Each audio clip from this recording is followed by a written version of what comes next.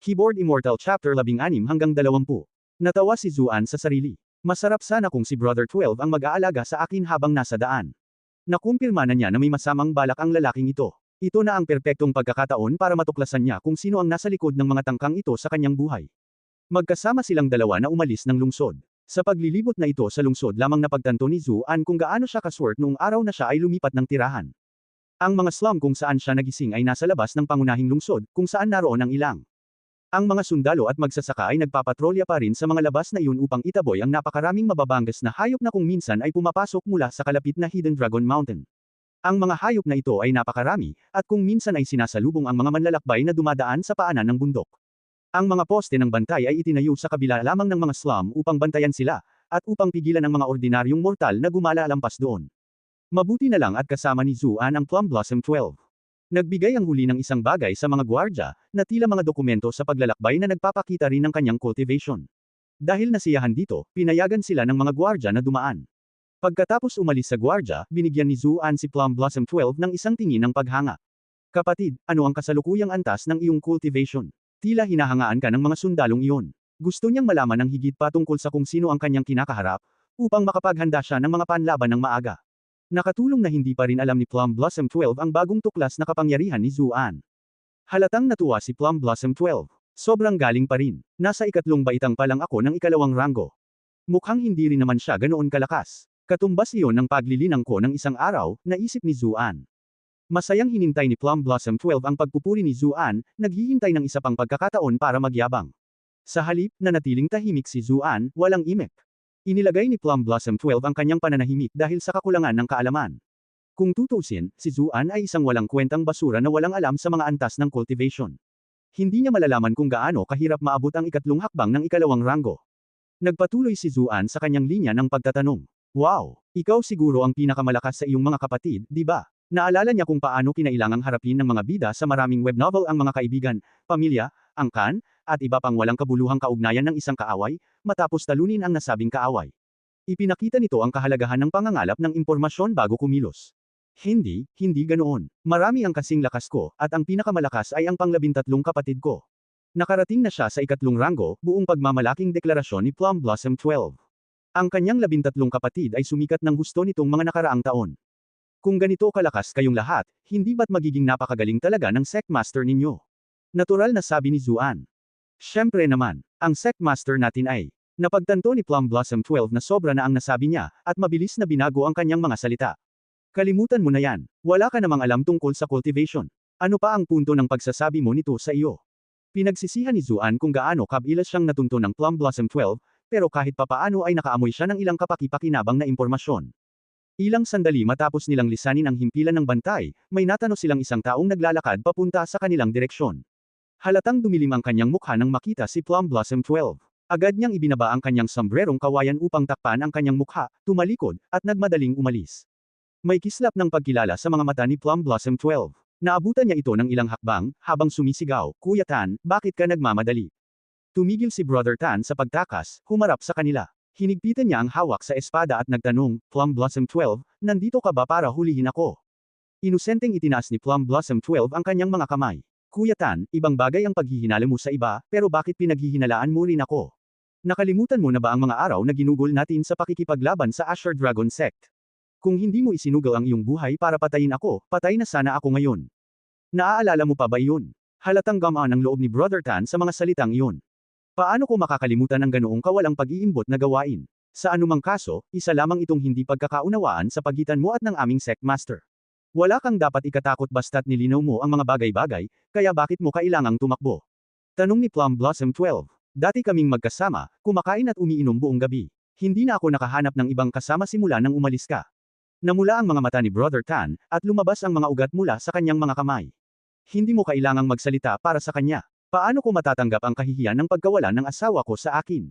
Ang tanging pinagsisisihan ko ay ang hindi ko siya napatay gamit ang aking sable noon. Hindi ko karapatan na magkomento sa sama ng loob ninyo ng Sectmaster. Personal kung naaawa talaga ako sa iyo. Tinapik ni Plum Blossom 12 ang balikat ni Brother Tan bilang pang-aliw. Gayunpaman, ang isang tunay na lalaking tulad mo ay hindi kailanman magkukulang ng mga babae. Dahil sa iyong mga kakayahan, madali kang makakahanap ng lugar para sa iyong sarili. Hindi mo kailangang panghinaan ng loob. Kumislap sa pasasalamat ang mga mata ni Brother Tan. Hinahanap ako ng mga kapatid natin nitong mga nakaraang araw. Ikaw lang ang nagmamalasakit sa akin. Siyempre naman, magkapatid tayo na humarap sa panganib ng magkabalikat. Paano maihahambing ang samahan natin sa kanila? Sagot ni Plum Blossom 12 nang may hajijek. Labis na naantig si Brother Tan. Kapatid, may maipagkakatiwala ba ako sa iyo? Tinapik ni Plum Blossom 12 ang kanyang dibdib at sinabing, huwag kang mag-atubiling sabihin ang iyong saloobin. Hanggat hindi mo ako hihilinging ipagkanulo ang aking sekta, gagawin ko ang lahat para sa iyo. Siyempre, hindi ako hihingi sa iyo ng anumang bagay na magpapahirap sa iyo. Inilahad ni Brother Tan ang kanyang problema. Ganito kasi, kinailangan kong tumakas ng mabilis, at naiwan ko ang 100 tail na pilak na naipon ko sa paglipas ng mga taon. Maaari ka bang bumalik sa sekta at kunin ito para sa akin? Hahatiin ko ang kalahati nito sa iyo. Kuya Tan, napakabait mo naman. Hindi naman yan problema. Paano ako tatanggap ng bayad mula sa aking tagapagtaguyod? Huwag kang mag-alala, makakaasa ka na babawiin ko ang pera mo. Paninigurado sa kanya ni Plum Blossom 12 sabay kaway ng kamay. Isa kang tunay na mabuting kapatid. Tuwang-tuwa si Brother Tan. Huwag kang mag-alala, kalahati nito ay iyo na kapag nakuha mo na. Pumunta ka sa likod bahay ng aking tahanan. Ang pilak ay nakatago sa pader, sa likod ng ika-9 na ledrilyo sa ika-6 na hanay. Sige, nakuha ko na. Tumango si Plum Blossom 12. Sa kasamaang palad, medyo abala ako sa ngayon, kaya kailangan mong maghintay muna. Sasamahan ko ang kapatid kong ito papunta sa Wolf Valley. Sumulyap si Brother Tan sa mukhang baliw na si Zuan, at mabilis niyang nahulaan kung ano ang nangyayari. Alam na alam niya kung anong klaseng lugar ang Wolf Valley, perpekto ito para sa pagtatapon ng mga bangkay, at madalas nilang ginagamit ang lugar na iyon para palihim na pukse ng mga kilalang target. Huwag kang mag-alala, tutulungan kitang alagaan siya. Pinagsalikop ni Plum Blossom 12 ang kanyang kamao. Ang aking taos pusong pasasalamat sa iyo, Brother Tan. Naramdaman ni Zuan ang pagbigat ng kanyang hininga habang papalapit sa kanya si Brother Tan, hawak ang sable. Bakit ko kailangang magdusa para sa kapakanan ng iyong kapatiran? Pinag-iisipan niyang ibunyag ang kanyang cultivation, nang biglang sumugod si Plum Blossom 12, hinawakan ang mukha ni Brother Tan, at bumunot ng punyal sa leeg nito. Nanigas si Zuan sa gulat. Napaatras si Brother Tan, nanlalaki ang mga mata sa takot at hindi makapaniwala, ang mga kamay ay nasa kanyang lalamunan. Itinuro niya ang Plum Blossom 12 at nauutal na bam-ulong, ay ikaw. Casual na pinunasan ni Plum Blossom 12 ang dugo sa kanyang punyal gamit ang isang panyo. Hindi lang ako gagantimpalaan ng ating sect master, makukuha ko rin ang lahat ng pera mo para sa aking sarili. Bakit pa ako mag-aabala sa pagtulong sa iyo? Hindi ka mamamatay ng mabuting kamatayan, bumagsak si Brother Tan sa lupa, ang dugo niya ay umaagos sa kanyang mga daliri. Humugot siya ng isang huling hininga at nagpatuloy, ang kanyang mga mata ay dilat pa rin sa galit. Walang kapayapaan sa kamatayan para kay Brother Tan. Tanging ang mahinang tahol ang nang-iinsulto sa galit. Isinukbit ni Plum Blossom 12 ang kanyang punyal, pagkatapos ay lumapit kay Zuan upang tiyakin ito. Kapatid na Zu, hindi mo kailangang matakot. Isa siyang traidor ng ating sekta, isang taong karapat-dapat mamatay. Oh, napalunok si Zuan. Biglang parang nakakainis ang tunog ng Kuya Zu. Tutal, ang huling taong tinawag ni Plum Blossom 12 na kuya, ay kasalukuyang nakahiga sa lupa, kinakatay na parang baboy. Isang makapal na ulap ang bumalot sa kanila habang nagpapatuloy sila. Nababalisa si Zuan, ngunit may nakakapreskong katangian sa hangin na nakatulong sa kanya na pakalmayan siya. Mabango at malinis ang amoy nito. Marahil ay dahil sa hilaw na ki na nananatili sa hangin. Hindi nakapagtataka na napakaraming tao sa mundong ito ang nakapaglilinang. Tila napigilan ng presensya ng mga patrolya sa hangganan ang mga mababanggas na hayop sa lugar na ito, at nagawa nilang makalabas ng medyo ligtas. Hindi maraming mababanggas na hayop ang nang-ahas na pumunta ng ganito kalayo mula sa Hidden Dragon Mountain, at ang mga nagawa nila ay mahihina. Ngayong naisip ko na, bakit ka pupunta sa Wolf Valley? Tanong ni Plum Blossom 12 dahil sa kuryosidad. Ang gawain ni Divine Physician G ngayon ay ang kumuha ng mga gobaw. Pupunta ako roon sa pag-asang swertehin ako. Sinubukan ni Zuan na magmukhang inosente hanggat maaari. Swertehin ka ba? Humagalpak ng malakas na tawa si Plum Blossom 12. Kahit siya ay maglalakas loob lamang na maglakad sa labas ng Wolf Valley, ngunit ang lalaking ito ay talagang nangangarap na pumasok sa lambak upang maghanap ng mga gobaw. Natawa si Zuan ng alanganin.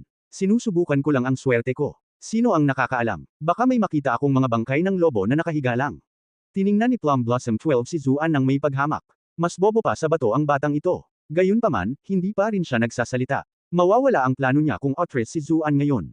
Ikaw ang manugang ng angkan ng Chu. Hindi mo ba sila pwedeng bayaran para sa konsultasyon? Pamilyar din siya sa mga patakaran ng klinika ni Divine Physician G. Bumantong hininga ng malalim si Zuan at sinabing, kapatid, anong klaseng katayuan ang mayroon ng isang manugang na tulad ko sa angkan ng Chu? Mababa ang tingin sa akin ng lahat, kaya sino ang magtatabi sa akin ng pera? Sa huli, ang mga kapatid na katulad mo ang pinakamabait sa akin.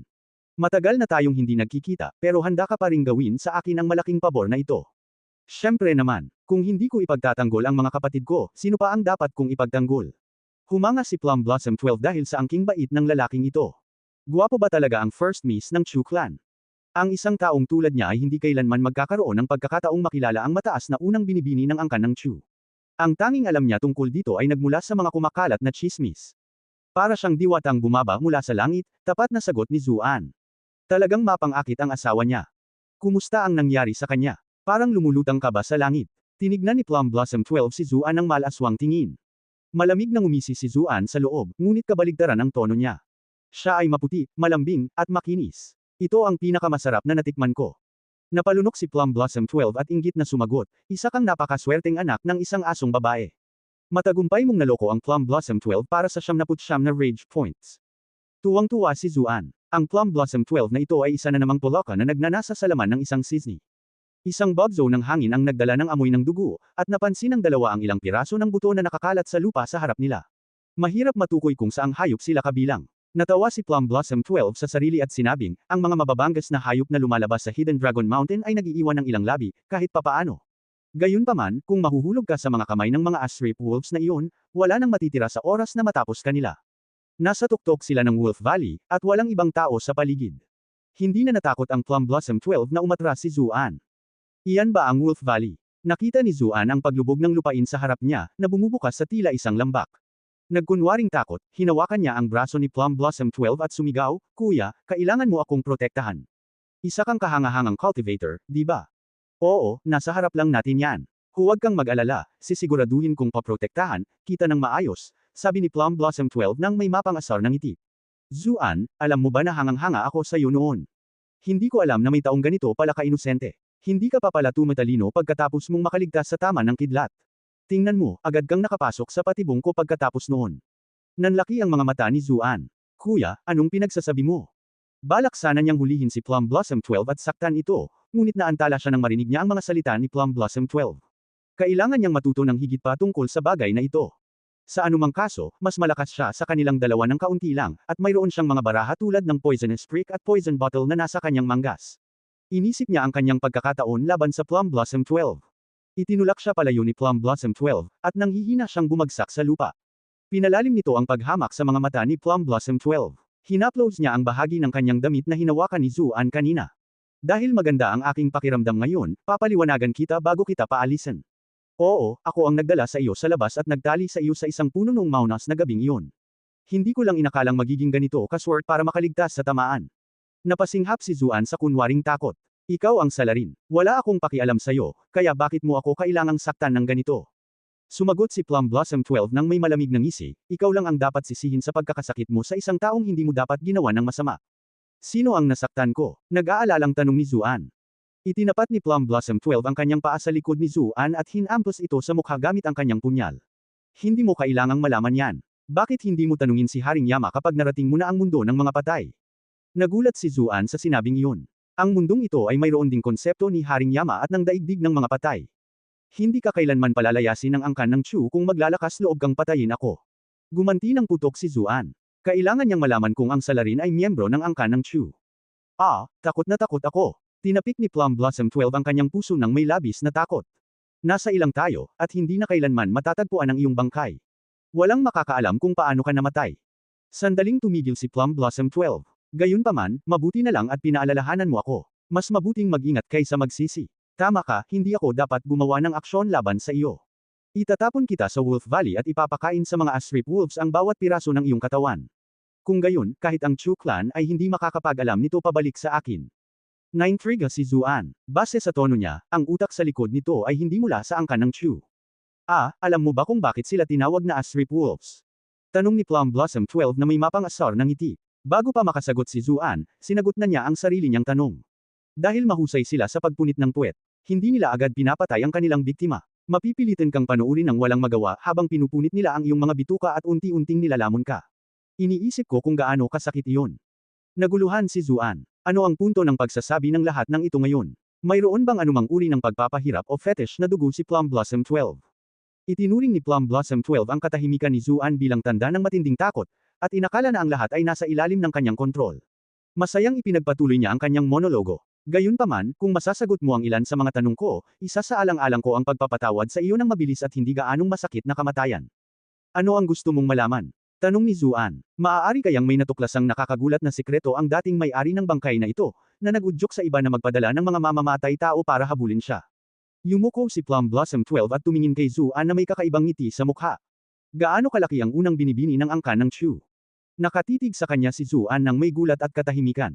Naisip na niya ang lahat ng posibleng tanong na maaaring itanong ni Plum Blossom 12, pero sino ang mag-aakala na ganito pala? Sa paligid ng ganito kalaking lugar, magaspang na indikasyon ni Zuan gamit ang kanyang mga kamay. Maaaring hindi pa niya ito nakita noon, ngunit hindi naman siguro mas makakaalam si Plum Blossom 12. Kumusta naman ang baywang niya? Gaano ba ito kaslim? Sa tingin ko, ganito kalaki. Naiinip na si Zuan. Kung wala na siyang makukuhang impormasyon mula sa nagbabalak na mamamatay tao na ito, ayaw na niyang mag-aksaya pa ng oras dito. Paano naman dyan sa baba? Anong mga tunog ang ginagawa niya? Nako, nahihirapan na ako sa pag-iisip pa lang. Naramdaman ni Plum Blossom 12 ang pagkatuyo ng lalamunan niya dahil sa init. Ibinaba niya ang pantalon niya at nagutos, sige, sipsipin mo. Kung hindi niya matitikman ang unang binibini ng angkan ng Chu sa buhay na ito, mas mabuting tugunan niya ang kanyang pagnanasa para sa kanya sa pamamagitan ng hindi direktang pamamaraang ito. Muli, hindi makapaniwala si Zuan kaya hindi siya makapagsalita. Plano sana niyang imbestigahan ang Plum Blossom 12 para malaman ang pagkakakilanlan ng kanyang mga kaaway, ngunit tila napakasama ng ugali ng lalaking ito. Nawalan ng pasensya si Zuan. Binuhat niya ang punyal mula sa mga kamay ni Plum Blossom 12, at walang pag-aalinlangan, hiniwa niya ang ugat ng lahat ng kanyang kasamaan. Masyadong naabala si Plum Blossom 12 para makapaghanda agad. Kasabay ng isang sigaw, napahawak siya sa kanyang puwitan at gumulong-gulong sa sakit. Damaykit ng gusto ang kanyang noo sa isang kalapit na puno, at nawalan siya ng malay. Si Plum Blossom 12 ay nagkaroon ng napakahabang panaginip. Sa panaginip na iyon, ipinadala siya ng kanyang pinuno ng sekta sa palasyo ng hari upang maglingkod bilang isang beteng. Siya ay idiniin sa isang mesa at pinutol ang kanyang pagkalalaki, at pagkatapos ay itinapon siya sa isang maliit na silid. Siya ay ikinulong ng ilang araw ng sunod-sunod, nang walang anumang pagkain o inumin. Ang kanyang lalamunan ay sobrang natuyo, pakiramdam niya ay malapit na siyang mamatay sa uhaw. Para bang dininig ng langit ang kanyang mga pagsusumamo, nagsimulang bumagsak ang ulan mula sa langit. Mainit ang pakiramdam nito sa kanyang mukha, at may masarap na alat. Dinilaan niya ito ng may kasakiman, ngunit agad niyang naramdaman na may mali. Iminulat niya ang kanyang mga mata at natagpuan ang kanyang sarili na nakatali sa isang puno. Pinilit niyang kalabitin ang kanyang mga gapos, ngunit hindi ito bumigay. Doon niya napagtanto na ang lubad ay hindi isang ordinaryong kagamitan. Ito ay espesyal na inihanda upang harapin ang mga mababang antas na magsasaka na tulad niya. Anong nangyayari dito? Nahirapan si Plum Blossom 12 na intindihin ang kanyang kalagayan. Hindi ba't dinadala niya ang walang kwentang basurang si Zuan sa Wolf Valley? Nakaramdam siya ng bakas ng likido sa kanyang mukha, kaya't dinilaan niya ito ng hindi namamalayan. Ang lasa nito ay kapareho ng tubig ulan mula sa kanyang panaginip. Nakita niya si Zuan sa malapit, itinataas ang kanyang pantalon. Humingi ng paumanhin si Zuan sa kanya. Nako, ayaw mo talagang magising, at wala akong makitang tubig para iwaisak sa iyo. Kaya, ang nagamit ko lang ay ang tubig na meron ako.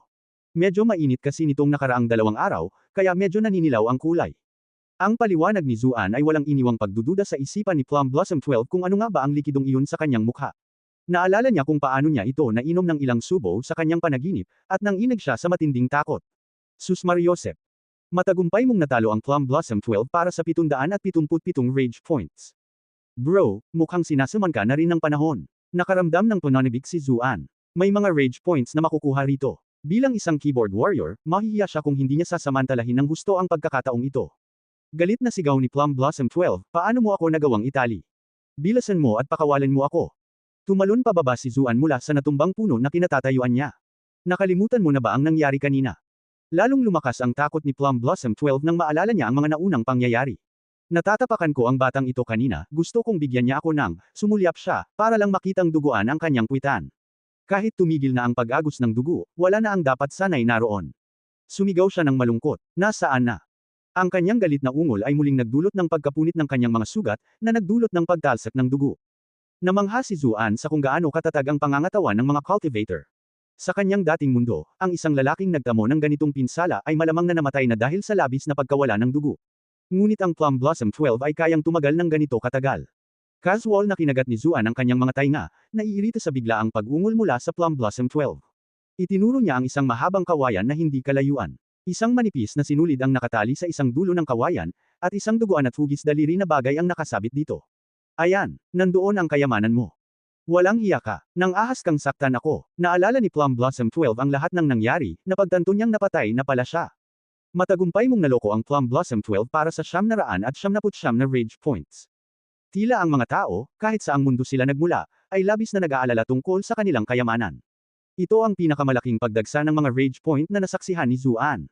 Isa ka ring cultivator, tanong ni Plum Blossom 12, habang humuhupa ang kanyang galit.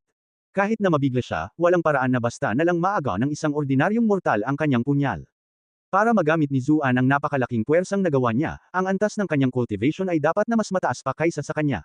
Ngunit paano ito nangyari? Ang batang iyon ay walang kapangyarihan sa harap niya, ilang araw pa lamang ang nakalipas. Ako ang nagtatanong dito, hindi ikaw. Tinapik ni Zuan ang punyal sa bibig ni Plum Blossom 12. Magsalita ka, sino ang nag-utos sa iyong patayin ako? Hindi inaasahan ni Plum Blossom 12 na ganito kabilis mababaliktad ang sitwasyon sa kanya.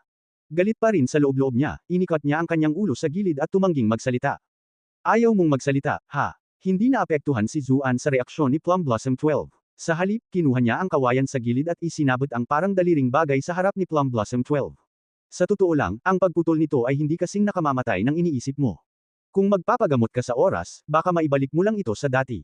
Gayunpaman, kung magtatagal ka, magsisimulang mamatay ang mga selula. Sa panahong iyon, kahit ang isang Diyos ay hindi ka na mailigtas. Ganito nga ang nangyari sa modernong mundo. Kung isa sa alang-alang na ito ang mundo ng paglilinang, kung saan umiiral ang lahat ng uri ng supernatural na kapangyarihan, posible ring gawin ang pareho rito. Tila natuwa si Plum Blossom 12 sa mga sinabi ni Zuan. Tila bumalik na sa dating sigla ang kanyang mga mata. Pakakawalan mo ba talaga ako kung magsasalita ako? Pag-iisipan ko, sagot ni Zuan. Malamig na tumikim si Plum Blossom 12. Kadalasan siya ang nagbabanta, kaya alam na alam niya kung paano tatakbo ang kwento. Nagkibit-balikat lang si Zuan. Wala kang magiging pagkakataon kung hindi ka magsasalita. Kung magsasalita ka, maaaring may pagkakataon pa rin. Nasa iyo ang desisyon. Utos iyan ng pinuno ng sekta ko, pag-amin ni Plum Blossom 12. Ano ang pangalan ng pinuno ng sekta ninyo? Tanong ni Zuan. Nag-atubili si Plum Blossom 12. Maingat niyang sinuri ang kanyang paligid, at nang masiguro niyang walang ibang tao sa paligid, sa wakas ay sumagot siya, ang pangalan ng pinuno ng aking sekta ay Mei Xiaofeng. Nahulaan ni Zuan mula sa kanyang mga kilos na labis na kinatatakutan ng Plum Blossom 12 ang kanyang pinuno ng sekta. Sandali lang, Mei Xiaofeng. Hindi naman siguro bulag ang pinuno ng sekta ninyo, di ba? Napalunok si Zuan. Ha, syempre hindi. Naguguluhan na sagot ni Plum Blossom 12. Wala siyang ideya kung saan nakuha ni Zuan ang ganoong ideya. Ang pinuno ng ating sekta ay isang tunay na tao. Sa pamamagitan ng ilang mga kasunod na tanong, kinumpirma ni Zuan na ang tinaguri ang pinuno ng sekta na ito ay hindi ang taong nasa isip niya. Sa pag-alala sa kanyang mga alaala, wala siyang nakitang anumang impresyon tungkol sa pinuno ng sekta ng Plum Blossom Sect. Kaya't tinanong niya, bakit gusto akong patayin ng pinuno ng sekta mo? Palihim na laming-galinga si Plum Blossom 12. Walang paraan para maintindihan ng mga tauhan lang natin ang iniisip ng pinuno ng sekta. Malamig na ngumisi si Zuan. Gusto mo ba akong makipaglaro? Hinawakan niya ang kawayan at parang itinapon ito sa lambak. Sandali, sandali, naaalala ko na ngayon. Nauutol na sabi ni Plum Blossom 12. Isang misteryosong tao ang bumisita sa pinuno ng aming sekta isang araw. Dinala siya ng pinuno ng aming sekta sa kanyang pribadong silid, kung saan sila nag-usap ng matagal. Pagkatapos noon, inutusan niya akong palayasin ka. Sino ang misteryosong taong ito? Hindi ko siya tatawaging misteryosong tao kung alam ko lang. Malamig na tumanggaw si Zuan bilang tugon. Mukhang kailangan mo munang matuto ng leksyon bago ka magsalita, no? Nagmamadaling bulalas ni Plum Blossom 12, hindi ko talaga kilala kung sino ang taong iyon. Nakasuot sila ng itim mula ulo hanggang paa, at nakasuot ng itim na sombrerong kawayan na lubos na natatakpan ang kanilang mga mukha. Hindi ko nga alam kung lalaki o babae ang taong iyon, lalo na ang kanilang pagkakakilanlan. Tila may iyak na si Plum Blossom 12, kaya nagpa siya si Zuan na maniwala sa sinabi nito. Lumipat siya sa ibang linya ng pagtatanong. Ano ang kasalukuyang sitwasyon sa inyong Plum Blossom Sect? Matapos ang ilang pagtatalo, sa wakas ay naayos na ni Zuan ang sitwasyon. Ang Plum Blossom Sect ang pinakamalaking underground sect sa Bright Moon City. Ang pinuno ng sect ay si Mei Xiaofeng, at mayroon siyang 13 inaanak. Pinangalanan silang Plum Blossom 1 hanggang sa Plum Blossom 13, at kilala sila ng mga nasa mundo ng mga manlalaban bilang ang 13 Guardians of Plum Blossom. Kinontrol ng Plum Blossom Sect ang halos lahat ng negosyong lihim sa Bright Moon City, at ang pinakamalaking pinagkukunan nila ng kita ay ang mga bayarin sa proteksyon na ipinapataw nila sa mga negosyo at mga kasino na kanilang pinapatakbo. Matapos ibunyag ang mga kakayahan ng 13 tagapangalaga ng Plum Blossom, sa wakas ay nagtanong ang Plum Blossom 12, maaari mo bang ibalik sa akin ang aking kayamanan ngayon? Sa lahat ng ito, hindi niya iniwan ang bagay na iyon na nakasabit sa kawayan, kahit sandali. Kapag nakabawi na ako mula rito, dudurugin ko ang mga hiyas ng walang hiyang ito at ipapakain sa mga aso. Pagkatapos nito, tadterin ko siya ng paunti-unti hanggang sa tuluyang hamupa ang aking galit. Lihim na natutuwa si Zuan sa mga notification na natatanggap niya. Matagumpay mong naloko ang Plum Blossom 12 para sa siyam na rage points, siyam na rage points, siyam, siyam, siyam. Mukhang may malalim na galit sa kanya ang lalaking ito. Sige, ibabalik ko na lang sa'yo. Hindi siya komportableng hawakan ito, kahit na nakalagay ito sa isang kawayan. Mabilis niya itong itinulak patungo sa Plum Blossom 12. Isang itim na anino ang sumilip pababa, kasabay ng tunog ng mga pakpak na kamakaway. Sa isang iglap, ang bagay na nakasabit sa dulo ng kawayan ay naglaho ng walang bakas. Lumingon si Zuan upang tumitig sa napakalaking itim na ibon na damapo sa kalapit na sanga ng puno. Mukha itong isang napakalaking uwak. Tila may bagay na parang bulate sa tuka nito, ano pa kaya ito bukod sa kayamanan ni Plum Blossom 12? Masayang pinagmasdan ng uwak ang dalawang lalaki sa ibaba, pagkatapos ay itinaas ang ulo nito at nilunok ang sukli nito. Hindioo. Umalangaw-ngaw sa buong lambak ang matinding sigaw ni Plum Blossom 12. Dahil sa takot sa biglaang ingay, lumipad palayo ang napakalaking ibon at naglaho sa kanyang paningin. Nakatitig si Zuan sa paliit na anino ng may takot at pagkamangha. Nakatitig lang si Plum Blossom 12. Napangiti si Zuan ng nahihiyang. Bro, hindi mo ako masisisi dyan. Bahala ka, sumirit ang dugo mula sa pagitan ng mga binti ni Plum Blossom 12, at muli siyang nawalan ng malay. Matagumpay mong naloko ang Plum Blossom 12 para sa 999 na rage points. Sa kabila ng kasalukuyang takbo ng mga pangyayari, nakakuha lamang si Zuan ng 999 na rage points. Tila may mahigpit na limitasyon kung gaano karaming rage points ang maaaring makuha para sa isang matagumpay na troll. Nako, mula sa malayo, maririnig ang alulong ng isang mabangis na halimaw. Dumula si Zuan sa likod ng isang malaking bato at sumilip sa kanto, pinagmasdan ng lambak sa kanyang harapan. Nakita niya ang ilang kulay abong anino na gumagalaw. Malamang, ito ang maalamat na Asrip Wolves. Naisip niya ang gawaing nagdala sa kanya rito, at isang plano ang nagsimulang mabuo sa kanyang isipan. Kuwit. Nang muling magising si Plum Blossom 12, natuklasan niyang hindi na siya nakatali sa isang puno, at labis siyang natuwa. Isa lamang bang bangungot ang lahat ng ito? Sumulyap siya pababa. Matagumpay mong natalo ang Plum Blossom 12 para sa 233 rage points. Nagsisimula ng makaramdam ng awa si Zuan. Sa ganitong bilis, kakalbuhin si Plum Blossom 12 dahil sa stress bago pa man siya umabot sa edad na 40. Huwag kang masyadong magalit. Tinulungan kitang bendahan ang sugat mo kanina. Kung mabubuksan pa ito muli, kahit ang mga Diyos ay hindi ka mailigtas. Tumangala si Plum Blossom 12, patungo sa pinanggagalingan ng boses. Isang matarik na dalesdis ang patungo sa kinaroroonan ni Zuan mula sa kinaroroonan niya. Ang batang lalaki ay walang pakialam na nakaupo sa labi, nakatingin sa kanya.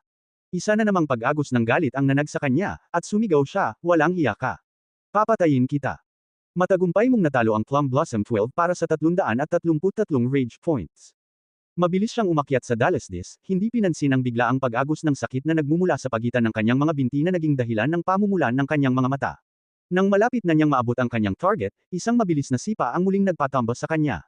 Matagumpay mong natalo ang Plum Blossom 12 para sa 28 rage points. Paano nangyari ito? Nagulat si Plum Blossom 12. Kumbinsido siyang natalo siya noong nakaraan dahil nabigla siya. Ngunit ngayon, natalo siya sa isang direktang konfrontasyon. Talaga kayang mas mataas ang cultivation ni Zuan kaysa sa kanya. Maipapayo ko sa iyo na mag-ipon ka ng lakas. Mahihirapan kang harapin ang mga Asrip Wolves, kung hindi, payo ni Zuan sa kanya. Anong ibig mong sabihin? Tanong ni Plum Blossom 12 na may bahid ng pangamba. Nakarinig siya ng mahinang ungol sa paligid niya, at napansin ang ilang Asrip Wolves na nakapalibot sa kanya, na aakit sa amoy ng dugo. Napagtanto niya na nakatayo siya sa gitna ng Wolf Valley. Pwede ba? Matagumpay mong natalo ang Plum Blossom 12 para sa 367 rage points. Ang unang naisip ni Plum Blossom 12 ay ang tumakbo paakyat sa dalesdis. Nasa pangalawang ranggo ang Asrip Wolves, ngunit kaharap niya ang kalahating dosina sa kanila. Hindi siya maglalakas loob na makipagbuno sa kanila habang nasa maayos na kondisyon, lalo na ngayon, kung kailan siya malubhang nasugatan. Ngunit si Zuan ay nakatayo sa ibabaw niya, isang nakakatakot na balakid ang humaharang sa kanyang daan patungo sa kaligtasan. Huwag mong sayangin ang iyong lakas, hindi mo ako kailanman malalampasan. Gayunpaman, kung tutulungan mo akong magtipon ng 10 gobaw, hihilahin kita pataas. Sa wakas ay natano ni Zuan ng mabuti ang kinatatakutang mga Asrip Wolves. Mayroon silang itim na balahibo na may puting guhit sa kanilang likod, bagamat ang balahibo sa paligid ng kanilang tiyan ay kulay madilaw kayumanggi. Mahahaba at matutulis ang kanilang mga tainga. Pareho ang kanilang hugis ng mga lobo sa kanyang nakaraang buhay, ngunit halos kasing laki sila ng isang batik-batik na hyena. Walang hiya ka, sabi mo palalayain mo ako kung nasagot ko ang mga tanong mo kanina. Nagngingit-ngit sa galit si Plum Blossom 12. Matagumpay mong naloko ang Plum Blossom 12 para sa 100 rage points. Sinabi ko lang na pag-iisipan ko, galit na tugon ni Zuan. Gaano pa katagal ang kailangan mong pag-isipan? Hindi nang ahas si Plum Blossom 12 na tumangala kay Zuan. Maingat niyang pinagmasdan ang papalapit na mga Asric Wolves. Alam niyang isang maliit na pagkakamali na lang ang magiging katapusan niya. Sumagot si Zuan, tapos na ako sa pag-iisip. Naisip kong sayang kung papatayin kita agad. Sa halip, kukunin ko ang anumang natitirang halaga na kaya kong makuha mula sa iyo. Hindi pa niya nakikitang nakikipaglaban ang mga Asric Wolves noon, kaya wala siyang ideya kung gaano sila kalakas. Pinakamabuting ang Plum Blossom 12 ang unang makalaban sa kanila. Walang may salita si Plum Blossom 12. Ano ba ang nagawa kong mga kasalanan sa nakaraang buhay ko para makaharap ang isang walang hiyang lalaki? Matagumpay mong natalo ang Plum Blossom 12 para sa 666 na rage points. Tiningnan ni Zuan ang galit na naipon niya sa sistema, at tunay na humanga. Higit pa ito sa kanyang kinita mula sa kanyang pakikipagtagpo kay Chu Wanzhao. Napakahalaga ng buhay. Kahit na nawala mo ang iyong kayamanan, mayroon pa ring ibang mga kagalakan sa buhay na maaaring paglaruan. Hindi lahat ng bagay ay kailangang tungkol sa sex. Umaasa si Zuan na ang kanyang mga salita ng pang-aliw ay mag-uudyok kay Plum Blossom 12. Mas mahihirapan ang kanyang gawain kung susuko si Plum Blossom 12 nang walang laban. Paano kung ganito? Hanggat makakakuha ka ng isang go-bow, ililigtas kita agad. Lumakas ang loob ni Plum Blossom 12, ngunit mabilis niyang naalala kung paano sumuko si Zuan sa kanyang naunang pangako. Hindi ako maniniwala sa sinasabi mo. Hinihiling ko sa iyo na gumawa ka ng kontrata para sa akin. Ang hirap makita ang isang malakas at matigas na lalaking tulad ni Plum Blossom 12 na malapit ng lumuha. Saan naman ako makakahanap ng papel? Reklamo ni Zuan. Paano kung ganito na lang? Sumusumpa ako na kung lalabagan ko ang mga sinasabi ko, sa loob ng isang buwan, gagawin ko, hindi tama yan. Sa loob ng 3 araw, hindi ko maitataas ang poste ng bandila ko. Naisip ni Zuan na, dahil sa kanyang kasalukuyang kalagayan, isa itong pangako na hindi makakasama. Gaano man kalakas ang Divine Physician na si G, wala talagang paraan para mapagaling niya ako sa loob lamang ng ilang araw. Nako, bakit parang gusto ko na lang umiyak bigla? Tuwang-tuwa si Plum Blossom 12. Ang mga panata at kontratang ginawa sa mundong ito ay may kapangyarihang magbigkis, at ang pagsira sa mga ito ay mag-aanyaya ng mabilis na paghihiganti. Dahil nang ahas si Zuan na mangako ng ganoon, walang pag-aalinlangan sa kanyang katapatan. Medyo matagal lang ang tagal. Hindi pwede yan. Dapat kang manampa na hindi mo ito may tatayo habang buhay. Nagalit ng husto si Zuan. Lagot ka, isipin mo naman kung gaano kaganda ang asawa ko. Hindi pa ba sapat na hindi ko siya matalik ng 3 araw? 7 araw na lang ang pinakamatagal. Wala nang tawad. Naisip ni Plum Blossom 12 na lubos na kapanipaniwala ang argumento ni Zuan. Kung mayroon siyang asawang kasing ganda ng unang binibini ng angkan ng Chu, gugustuhin niyang gugulin ng buong araw sa kama. Ang hindi makapagtanghal ng 7 araw ay magiging isang bangungot na sumpa para kay Zuan. Siyempre, hindi alam ni Plum Blossom 12 na pinagbawalan man lang si Zuan na pumasok sa kwarto ng unang binibini. Sige, kasunduan yan. Pinagtiisan ni Plum Blossom 12 ang sarili, at nagliyab ang kanyang diwa sa pakikipaglaban. Ang pagkuha ng isang go-bow ay hindi isang pag-asang pagsisikap. Kapag nakabalik na siya sa lungsod, ipaghihiganti niya ang kanyang ninong at 12 kapatid na lalaki para sa kanya. Determinado siyang gawing giniling na karne ang nakasusuklam na lalaking ito kahit ano pa ang mangyari. Walang mabubuting puso sa 13 tagapangalaga ng Plum Blossom. Tanging ang mga mabangis at matyaga lamang ang maaaring umabot sa ganoong posisyon. Kasabay ng pagniwi, pinunit ni Plum Blossom 12 ang manggas ng kanyang kamiseta at ginamit ang tela upang itali ang kanyang sugatang puwitan. Sa isang iglap, sumugod ang mga Asric Wolves sa kanya. 3 sa kanila ang nagsagawa ng harapang pag-atake habang ang 3 pa ay sinubukang bulagan siya mula sa likuran. Nakaramdam si Zuan ng lamig sa kanyang gulugod. Ang mga Asric Wolves ay mas maliksi kaysa sa kanyang inaasahan, at ang kanilang mga balat ay mukhang medyo makapal.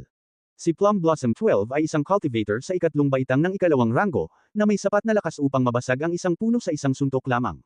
Gayunpaman, ang mga lobong ito ay nagkibit balikat sa kanyang mga suntok ng walang iba kundi isang ungol ng galit.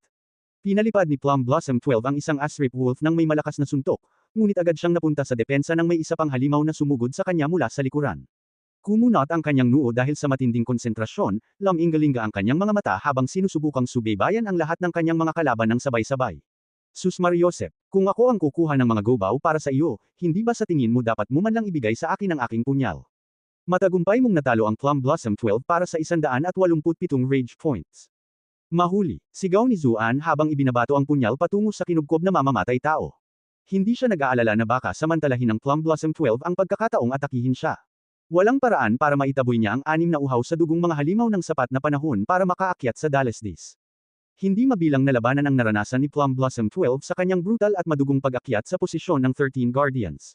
Hindi naman magarbo ang kanyang mga galaw, ngunit bawat isa sa mga ito ay direkta at praktikal. Kusang loob niyang tinamo ang mga hindi naman gaanong mapanganib na pinsala para lang mabugbog ng malakas ang umaataking Asrip Wolves, habang pinuprotektahan ang kanyang mahahalagang organo. Kaya ang tiyan ang pangunahing kahinaan ng mga Asrip Wolves na ito. Hindi pinansin ni Plum Blossom 12 ang mga ulo at leeg ng mga Asrip Wolves, at piniling gumawa ng butas para isaksak ang kanyang punyal sa kanilang mga tiyan. Ang mga likas na ugali na nagbigay sa Asrip Wolves ng kanilang pangalan ay nagpadali rin sa laban para sa Plum Blossom 12. Madali sana nila siyang natalo sa pamamagitan ng pag-atake mula sa iba't ibang anggulo, ngunit tila napilitan silang umikot sa likuran niya at targetan ang kanyang puwitan. Gamit ang nahuhulaang pamamaraang ito, nagawa ni Plum Blossom 12 na patayin ang lahat ng 6 na lobo, kahit na ang laban ay nagdulot ng matinding epekto sa kanya. Bumagsak siya sa lupa sa pagod, puno ng maraming kagat at malalalim na hiwa. Bilasan mo at hilahin mo ako pataas. Utos ni Plum Blossom 12. Ang huling Asrip Wolf ay nagpakawala ng isang nakakatakot na alulong habang ito ay namamatay, walang duda na tinawag ang mga kasama nito upang ipaghiganti ito. Hindi magtatagal at lumitaw ang iba pang Asrip Wolves. Hindi mo pa natutupad ang kasunduan mo. Nasaan ang go-bow ko? Tanong ni Zuan, habang dahan-daang nakaupo pa rin sa gilid ng Dalesdes. Layuan mo ako. Matagumpay mong natalo ang Plum Blossom 12 para sa 78 rage points. Nagalit si Plum Blossom 12, ngunit hindi siya nag-atubili. Mabilis niyang hinukay ang mga bituka ng 6 na bangkay ng Asrip Wolf at sinuri ng mabuti ang mga tiyan ng mga ito. Muntik na siyang mabilawkan sa baho, ngunit buong tapang siyang nagpatuloy. Habang kumakapa-kapa siya, nakaramdam siya ng isang matigas at hugis elliptical na bagay, at nagliwanag ang kanyang mukha sa tuwa. Hahaha, nahanap ko na. Nahanap ko na. Nako, ang nakapanlulumong amoy ng sariwang dugo ay parang mga langaw na nakaakit sa iba pang grupo ng Asrip Wolf sa nabubulok na pagkain. Sa harap ay isang lobo na mas malaki kaysa sa iba, malinaw na siya ang pinuno ng grupo. Bilasan mo at hilahin mo ako pataas. Ulit ni Plum Blossom 12, may takot sa boses. Gayunpaman, hindi nagmamadali si Zuan. Nag-isip siya sandali, pagkatapos ay nagsalita, ihagis mo muna sa akin ang go-bow. Nako hindi, ano ang pumipigil sa iyo na traidorin ako kapag ibinato ko na ito sa iyo?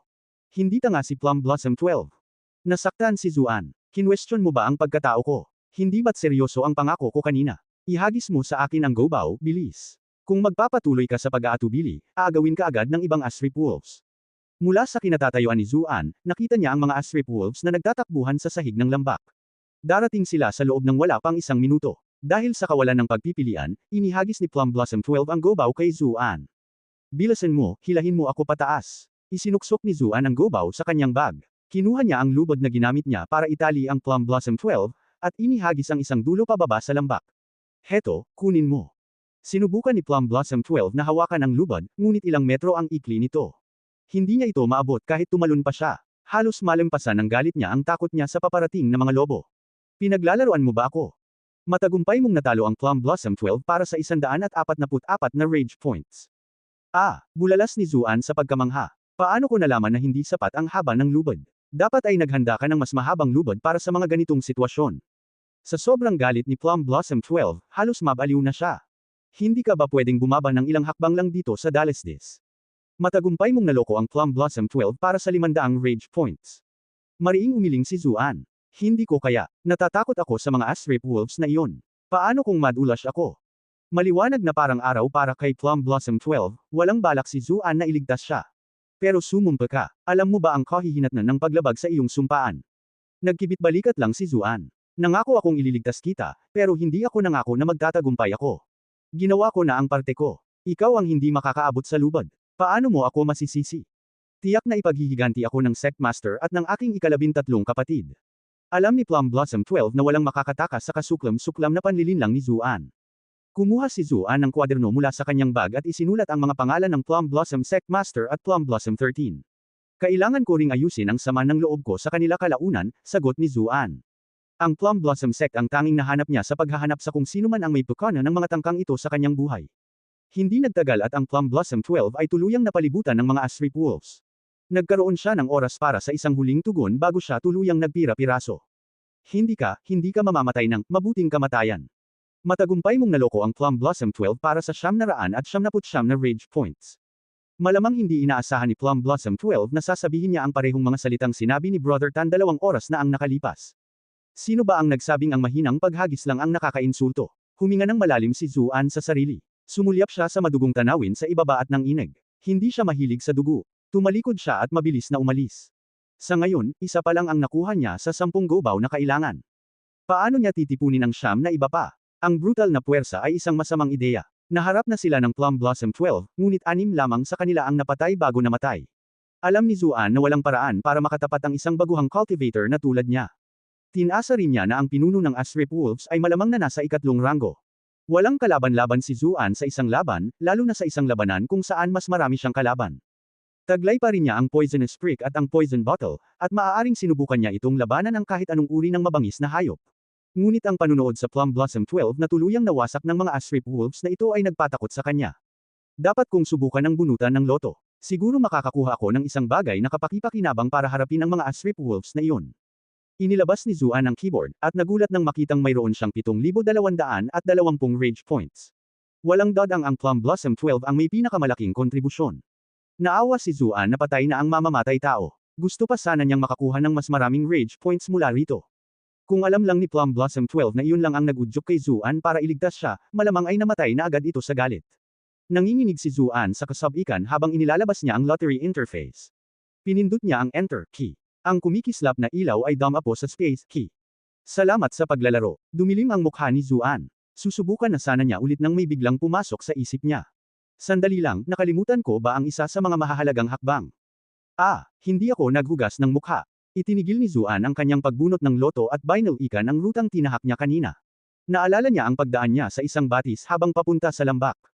Bagamat walang estadistikal na ebidensya na sumusuporta sa kanyang pamahiin na ang paghuhugas ng kanyang mukha ay maaaring magpataas ng kanyang pagkakataong manalo sa loto, ang ritual mismo ay nakapagbigay ng kapanatagan sa kanya. Lumuhad siya sa tabi ng batis at hinugasan ng mabuti ang kanyang mukha. Kinuskos din niya ang kanyang mga kamay para sa kaunting pagod, pagkatapos ay ibinalik ang kanyang atensyon sa loterya. Pinindot niya ulit ang Enter key, at ang light marker ay kumurap sa keyboard, huminto sa 0 key. Isang pulang tableta ang lumutang palabas, isa na namang Mero Cleansing Peel. Parang lumundag ang puso ni Zuan sa tuwa. Kita mo, alam kong nakatulong ang paghuhugas ng mukha ko. Dahil ayaw niyang sayangin ang biglaang pagdagsa ng swerte, mabilis siyang sumubok muli sa loto, at nanalo ng isa pang Mero Cleansing Peel. Lumawak ang kanyang ngiti, halos hindi niya mapigilan ang kanyang kaligayahan. Salamat sa paglalaro, salamat sa paglalaro. Tagumpay, isa na namang Mero Cleansing Peel. Pagkatapos ng kanyang pang-apat na Mero Cleansing Peel, nagsimulang maglaho ang ngiti ni Zuan. Naisip niya kung ito lang ba ang mga premyong mapanalunan niya. Salamat sa paglalaro, salamat sa paglalaro. Ang isa pang dosenang pagsubok ay nagresulta sa mas marami pang Mero Cleansing Peels, at wala nang iba pa. Isang boses na notification ang nagmula sa keyboard nang malapit na itong mawala ni Zuan.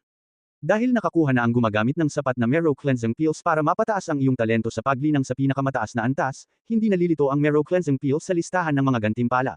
Bukas na ngayon ang shop function. Maaaring bumili pa ang gumagamit ng Mero Cleansing Peels sa shop. Isang bagong gantimpala ang itinalaga sa 0 key. Abangan ninyo ito.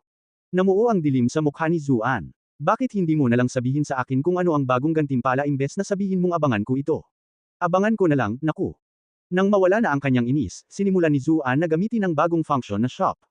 Isang icon ng merchant ang makikita na ngayon sa screen. Nang i-click niya ito, isang item lang ang nakita niya na ibinebenta, ang Mero Cleansing Peels. Ang mas ikinagulat niya ay ang isang tableta ay nagkakahalaga ng 10,000 rage points. Hindi ito tama. Naalala ni Zuan ang mga huling beses na tumaya siya sa loto. Kahit na may mga pagkakataong hindi maganda ang kanyang swerte, nakakakuha pa rin siya ng disenteng bagay halos kada 10 beses na pagsubok. Dahil dito, 10 beses na mas mahal ang mga bagay sa tindahan kaysa sa mga galing sa loto. Isa itong panloloko. Sinubukan niyang alalahanin ang mga karanasan niya sa iba pang katulad na mga tindahan sa laro. Lahat sila ay nakapagbenta ng mga produkto sa mataas na presyo, at binibili ang mga ito sa mas mababang presyo. Marahil ay ganoon din ang paggana ng tindahang ito, iyon ang magpapaliwanag kung bakit napakamahal ng mga Mero Cleansing Peels na ibinebenta nito. Hindi ko naman yan kakailanganin. Ipinaalam sa kanya ng keyboard na nakakuha na siya ng sapat na Mero Cleansing Peels para mapataas ang kanyang talento sa pinakamataas na antas. Ang pagbili pa mula sa tindahan ay magiging pag-aaksaya lamang ng pinaghirapan niyang rage points. Napagpasyahan niyang itabi ang 3,000 rage points na natitira sa kanya, at ubusin ang Mero Cleansing Peels na nasa kamay niya. Bibigyan siya nito ng oras para mapanatag ang kanyang loob. Bukod pa riyan, maaaring tumaas ang kanyang swerte kasabay ng kanyang talento sa cultivation. Alam niya mula sa mga naunang karanasan na ang pag-inom ng Mero Cleansing Peel ay magtutulak palabas ng mga dumi sa kanyang katawan, na siyang magbabalot sa kanya ng isang patong ng maruming dumi. Dahil kasalukuyan siyang nasa ilang at walang dalang ekstrang damit, pinili niyang maghubad bago lunukan ang isang Mero Cleansing Peel. Sinigurado niyang lubos na na-assimilate ang medicinal energy ng unang tableta bago inumin ang pangalawa. Bilang isang keyboard warrior, alam niya ang kahalagahan ng pag-iingat. Napakahina ng kanyang katawan. Ang pag-inom ng lahat ng Mero Cleansing Pills ng sabay-sabay ay maaaring magdulot ng isang malaking pag-agos ng medicinal energy na maaaring sumire dito. Isa itong katawa-tawang paraan. Naramdaman ni Zuan na unti-unting umiinit ang kanyang katawan, at ang mga dumi ay nagsimulang lumabas mula sa kanyang mga butas sa nakikitang bilis. Tumalon siya sa tubig upang hugasan ang nakapandidiring itim na mancha bago pa ito maipon. Matapos niyang inumin ang huling Mero Cleansing Pill, napagtanto niyang minamaliit niya ang enerhiyang nakapagpapagaling na taglay nito. Bagamat komportable ito noong una, ang init sa loob ng kanyang katawan ay patuloy na tumitindi, at pakiramdam niya ay parang nabubulok at nabubuo muli ang kanyang mga selula. Ang kanyang mga buto, kalamnan, at balat ay parang sesabog. Shit! Naramdaman ni Zuan na tumataas ang kanyang takot. Biglang tumindi ang sakit, at siya ay nawalan ng malay. Dahan-daang nagising si Zuan. Nasa tubig pa rin siya, ngunit nakahiga na siya ngayon sa isang malaking bato malapit sa pampang ng ilog. Banyaga sa kanya ang paligid, siguro ay matagal na siyang wala sa tubig, at naanod na siya ng malayo pababa ng ilog.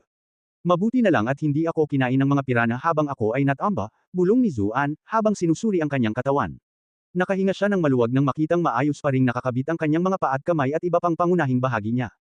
Ang matinding sakit kanina ay naglaho ng walang bakas, napalitan ng gaan at sigla. Malinaw niyang nararamdaman ang pagbabago sa kanyang katawan, bagamat hindi niya maintindihan ang eksaktong mga pagbabago. Huminga siya ng malalim. Napakabango ng hangin. Hanem, napuno na rin ba ang ikatlong rune formation? Ang ikatlong porma sayon ng rune ay puno ng mga ginintoang batik. Sa totoo lang, kaka-rating pa lang niya sa ikatlong baitang ng ikalawang rango, dahil bahagya pa lamang napuno ang porma sayon noon. Mukhang malaki talaga ang nagagawang pagbabago ng talento. Ngayon, ang paghinga lang ay maaaring maging sanhi ng unti-unting pag-iipon ng mga ginintoang batik sa loob ng mga porma sayon. Gustong-gusto ni Zuan na malaman kung ano ang kasalukuyan niyang talento. Dati siyang lower ding, katumbas ng D. Kung ang bawat Mero Cleansing Pill ay magpapataas ng kanyang talento ng isang rango, 5 tableta ang magiging dahilan para tumaas siya ng 5 rango, mula D patungong D, D dagdag, C, at sa huli, C dagdag. Hindi tama yan. Sinabi sa akin ng keyboard na mayroon akong sapat na mga tableta para maabot ang pinakamataas na antas ng talento, kaya ang bawat Mero Cleansing Pill ay dapat na magpataas ng aking rango ng mas malaki. Hindi ba dapat ang aking talento ay kasalukuyang A dagdag o S? O baka may S dagdag na mas mataas sa S. Iniisip ko kung ano nga ba ang pinakamataas na antas ng talento sa mundong ito. Kailangan kong alamin yan. Tumingin si Zuan sa paligid at nakita niyang ibang-iba na ang mga bagay-bagay. Nakita niya ang mga dahon ng puno na kumakalusko sa hangin, isang paro-paro na kumakaway ang mga pakpak, isang langgam na gumagalaw ang mga pandama, isang magandang babae na dahan-daang itinataas ang kanyang ulo mula sa tubig, ang mga isda sa tubig na humahabol ng mga hipon. Teka, ano iyon? Mabilis na lumingon si Zuan at nakita ang isang dalaga ilang metro ang layo. Hindi pa rin niya napansin ang presensya nito, marahil dahil nakahiga ito at nahaharangan ng malaking bato. Tumayo ng tuwid ang dalaga, inilalantad ang kanyang balingkinitan at pinong balikat, pati na rin ang maputi at makinis na balat na nakatikip sa kanyang dibdib. Humihimig siya ng isang maginhawang himig na kasing ganda ng awit ng isang oriole. Tumulo ang tubig sa kanyang mga braso at patungo sa kanyang dibdib habang itinataas niya ang mga ito. Dahil sa kanyang pinahusay na paningin, natukoy ni Zuan ang mga patak ng tubig na nakasabit sa kanyang mga pilik mata. Mas lalo niyang ginawang kaakit-akit ang kanyang mga mata. Grupo, napalunok si Zuan. Maaari kayang ang paglaki ng kanyang talento ay umabot din sa kanyang swerte sa mga babae. Sino ang nandyan? Biglang nabahala ang dalaga, kaya lumingon siya sa pinanggalingan ng ingay. Nang maramdaman ang panganib, walang malay na nagtago si Zuan sa likod ng malaking bato. Ang mahuli ng ganito sa kanyang nakaraang buhay ay haantong sa isang lektura, wala nang iba. Gayunpaman, ito ang mundo ng paglilinang. Walang ordinaryong tao ang maliligo sa ilang ng ganito. Kinakayod pa rin ni Zuan ang ilalim ng Bar Isles, at malaki ang posibilidad na ang babaeng ito ay mas malakas kaysa sa kanya. Kung siya ay mabagsik at walang patawad, malamang na si Zuan ay magdudulot din ng parehong kapalaran gaya ni Plum Blossom 12. Binibini, maniniwala ka ba kung sasabihin kong dumaan lang ako? Alam ni Zuan na huli na para magtago siya. Ang pinakamagandang estratehiya ay ang mabilis na linawin ang sitwasyon, nagkataon lang ito. Sino ka? Parang natataranta ang dalaga. Hanem, mukhang mahiyain ang babaeng ito. Sumagot si Zuan, pumunta ako rito para kumuha ng gamot, ngunit inatake ako ng mababangas na hayop at nahulog sa ilog. Nawalan ako ng malay habang nasa daan, at bago ko pa namalayan, narito na ako. Gamot, anong klaseng gamot ang kinukuha mo? Ang boses ng dalaga ay nagmula sa kabilang panig ng malaking bato. Malinaw na ginagamit din niya ito para itago ang kanyang katawan. Medyo nagulat si Zuan. Hindi ba't mali ang pinagtutuunan mo ng pansin? Ang gamot ba na iniinom ko ang pinakamahalaga rito? Gayunpaman, magalang na sumagot si Zuan, nangangalap ako ng mga gobaw. Ito lamang ang gamot na alam niya mula sa kanyang limitadong panahon sa mundong ito. Ang mga mababangas na hayop na humabol sa iyo ay ang mga asrip wolves. Malumanay na tanong ng dalaga. Oo, tama, sagot ni Zuan. Nagulat siya sa kung gaano kalawak ang kaalaman ng babaeng ito sa kabila ng kanyang murang edad. Hindi naman kalayuan ng Wolf Valley mula rito. Dahil nang ahas kang mangalap ng mga gobaw, tiyak na isa kang napakalakas na tagapagsaka, sabi ng dalaga. Sumagot si Zuan ng may nahihiyang ngiti, masasabi mo nga, siguro. Bagamat maaaring isang lobo na nakadamit ng balat ng tupa ang sinumang makilala niya, siya mismo ay isang tupang nakadamit ng balat ng lobo. Wala siyang ibang magawa kundi magpanggap, kung gusto niyang manatiling buhay. Oh, natigilan ang dalaga. Matagal siyang natahimik bago muling nagsalita. Magbibihis na ako. Maaari mo bang ipikit ang iyong mga mata? Tuwang-tuwa si Zuan sa mga sinabi ng babae. Sa kabila ng pag-aalala nito, tila kaaya-aya naman ang dalaga. Pinasimple nito ng husto ang sitwasyon. Naiintindihan ko, sagot ni Zuan. Narinig niya ang mga hampas ng isang taong umaahon sa tubig, at nagwala ang kanyang mga iniisip. Nakaramdam siya ng matinding pagtatalo, dapat ba siyang sumilip, o hindi? Ang kanyang pakiramdam ng karangalan ay mahinang nagpupumiglas laban sa kanyang mas mababang mga pagnanasa. Ang pag-iisip pa lamang sa katawan ng dalaga na umaangat mula sa ibabaw ng tubig, ang kanyang balat ay makinis na parang pinong jade, ay sapat na upang maging ang ilong nito ay uminit. Inabot niya ito upang hawakan, at ang kanyang mga daliri ay namula. Nako, nagdurugo ako. Tila lubos na napalakas ng Mero cleansing pills ang enerhiya ng yang sa kanyang mahinang katawan. Nabahala si Zuan sa biglaang sigaw ng dalaga. Napaisip siya kung ito ba ang bahagi ng kwento kung saan ang magandang dalaga ay nakagat ng isang makamandag na ahas. Kung ganoon nga, hindi niya iisiping isakripisyo ang sarili niyang buhay para lang sipsipin ang kamandag nito. Isang panginginig ang yumanig sa lupa sa ilalim niya, na para bang may tren na papunta sa direksyon niya, at ang kanyang mukha ay napakunot sa takot. Tumakbo. Isang malamig ngunit napakalambot na kamay ang humawak sa braso ni Zuan at hinayla ito patungo sa gitna ng ilog. Ang napakalaking batong pinagtatagwan ni Zuan ay nadurog sa napakaraming piraso, na nagpakita ng isang napakalaking halimaw. Sumigaw ito sa galit sa magkasintahang nagkukumpulan sa tubig. Rhinoceros ba iyan? Namangha si Zuan. Halos kasinlaki ng elepante ang nilalang. Naka-steroids ba lahat ng hayop sa mundong ito? At bakit namumula ang mga mata nito? Para bang may sakit itong baliw na baka o kung ano paman? Isa iyan sa mga baliw na pulang matang rhino, isang halimaw na nasa ika-4 na ranggo. Mahina ang pangamoy nito at napakasama ng ugali. May ugali itong umatake ng kahit anong nabubuhay na nilalang na nakikita, narinig niyang paliwanag ng isang malumanay na boses sa tabi niya. Lumingon si Zuan upang pagmasdan ang itsura ng dalaga. May tuwid na bangs siya na natatakpan ng kanyang noo, at nakalugay ang mga hibla ng buhok na nakalaylay sa kanyang mga tainga, na nagbibigay diin sa kanyang maliit na mukha. Ang kanyang malinaw na mga mata na parang bulaklak ng peach ay perpektong bumagay sa kanyang maputi na kutis, at nagpapakita siya ng kabataan. Siyempre, ang pinakakapansin-pansin sa kanya ay ang kanyang perpektong kahuberan. Nang mapansin ang tingin ni Zuan, sumigaw ang dalaga at ibinaba ang kanyang tingin. Tila lalong nagpagalit sa baliw na rhino na pula ang mata na nakatayo sa pampang ng ilog ang kanyang pagkabalisa. Tumalikod ka, sigaw ng dalaga. Huwag kang umiyak, tatalikod ako ngayon din. Mabilis na umikot si Zuan. Ang malumanay at maamong kilos ng dalaga ay tila nagtataboy ng anumang maalay na kaisipan mula sa kanyang isipan. Bagamat kung isa sa alang-alang ang kasalukuyang kalagayan ng kanyang katawan, walang paraan para kumilos siya ayon sa anumang ganoong kaisipan. Niyakap ng dalaga ang kanyang mga dibdib at mahinang bamulong, salamat. Nasaan ang mga damit mo? Tanong ni Zuan. Nasa tabi pa rin sila ng baybayin. Nahihiyang wika ng dalaga habang itinataas ang isang balingkinitang braso para ituro ang direksyon ng nabasag na bato. Paano kung hindi umalis ang baliw na rhino sa lugar na ito? Malalampasan ba natin ito kahit papaano? Tanong ni Zuan, palihim na sinusubukang suriin ang cultivation ng dalaga. Dahil sa takot niya sa isang ika-4 na ranggong rhinoceros, sa tingin niya ay hindi ito ganoon kalakas. Ang mga baliw na red-eyed rhino ay may napakakapal na balat.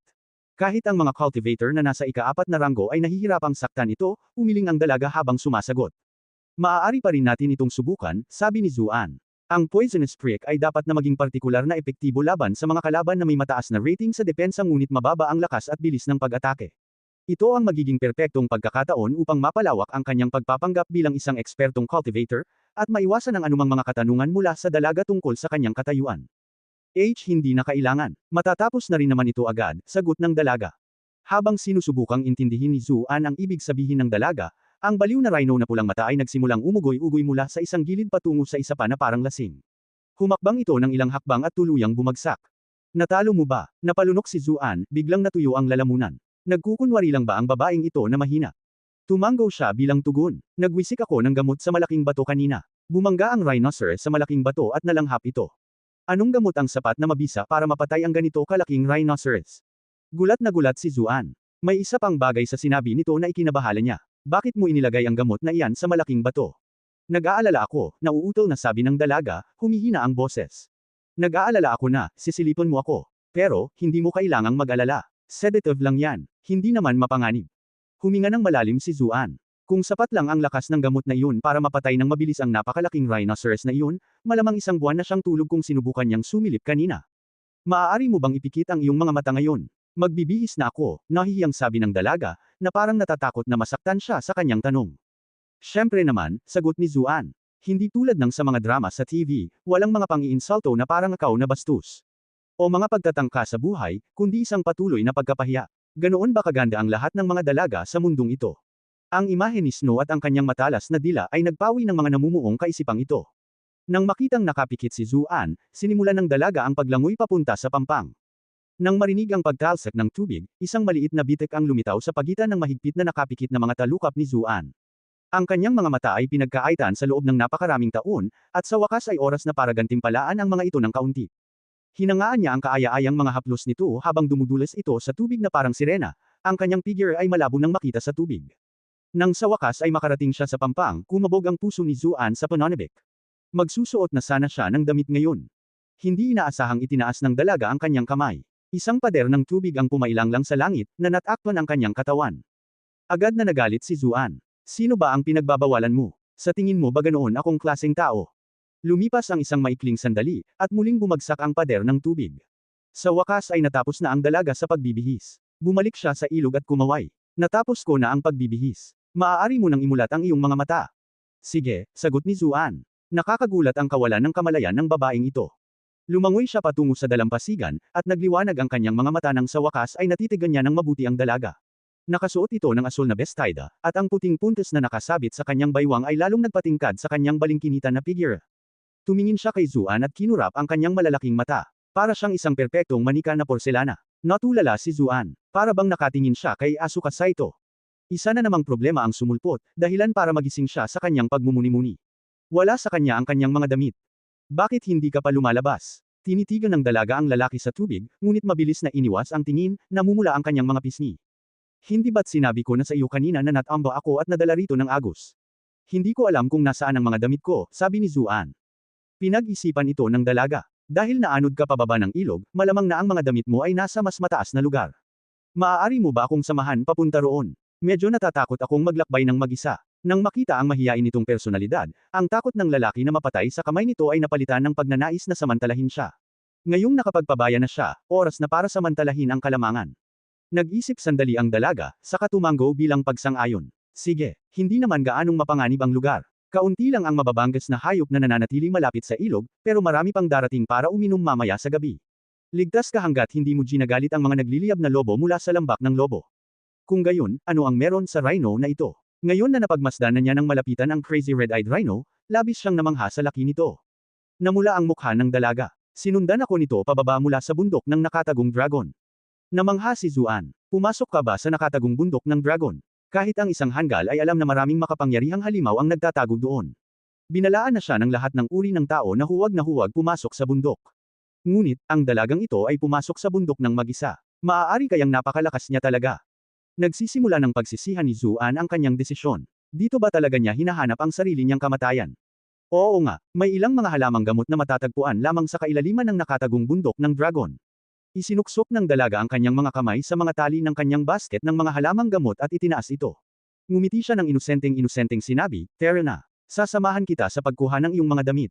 "Salamat, binibini." Lumangoy si Zuan sa tabi. "Sige, ang pangalan ko ay Zuan. Maaari ko bang malaman kung ano ang pangalan mo?" Ngayong alam na niya na ang dalaga ay isang makapangyarihang eksperto, gusto niyang mapalapit dito. Zuan. Ang kakaibang pangalan, bulong ng dalaga sa sarili bago sinagot ang tanong niya. "Ang pangalan ko ay Ji Xiaoxi." Natawa si Zuan. "Mas maganda pakinggan ang pangalan mo kaysa sa akin." Namula ang mukha ng dalaga sa kahihiyan. Tila mayroon siyang malambot na tagiliran, at ito ang nagpalakas ng loob ni Zuan.